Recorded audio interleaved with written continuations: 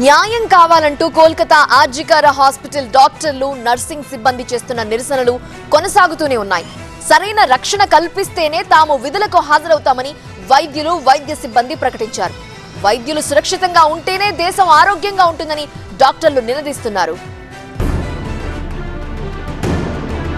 RG Kar medical college doctor పై అత్యాచారం హత్య ఘటన కోల్కతాను కుదిపేస్తోంది. ఆసుపత్రి జూనియర్ డాక్టర్లు నర్సింగ్ సిబ్బంది ఆందోళన తీవ్రతరమవుతోంది. న్యాయం కావాలంటూ రాత్రంతా డాక్టర్లు నిరసన కొనసాగించారు. Central health care protection act అమలు చేయాలని డిమాండ్ చేస్తున్నారు. రోగులను కాపాడే తమ ప్రాణాలు రక్షణ లేకుండా పోతోందని డాక్టర్లు ఆగ్రహం వ్యక్తం చేస్తున్నారు.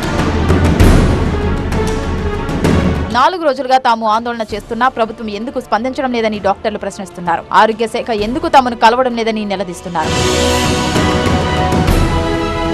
బుధవారం ఆసుపత్రిలో జరిగిన ఘటనలతో తమకు నమ్మకం పోయిందని డాక్టర్లు అంటున్నారు. ఆసుపత్రి ఎమర్జెన్సీ వార్డులో జరిగిన విధ్వంసంతో సాక్ష్యాలన్నీ మాయమైపోయాయని ఆరోపిస్తున్నారు. న్యాయం కావాలని కోరుతూ నర్సింగ్ కాలేజీ ప్రిన్సిపల్ ను నర్సులు ఘెరావ్ చేశారు. ఆమె తీరును నర్సులు తీవ్రంగా తప్పుబట్టారు. పొంతన లేకుండా ఆమె మాట్లాడుతున్నారని ఇది తమకు ఎంత మాత్రం సమ్మతం కాదని అన్నారు. Extremely disappointed, extremely hurt. हम लोग यहाँ सुबह से वेट कर रहे हैं, सब लोग, स्टाफ, नर्स, डॉक्टर, सब लोग, और उन्होंने जो कहा आप सबने सुना. The first reason that she gave that कि वो एक महिला है और सिक्योरिटी रीजन के लिए वो यहाँ नहीं थी.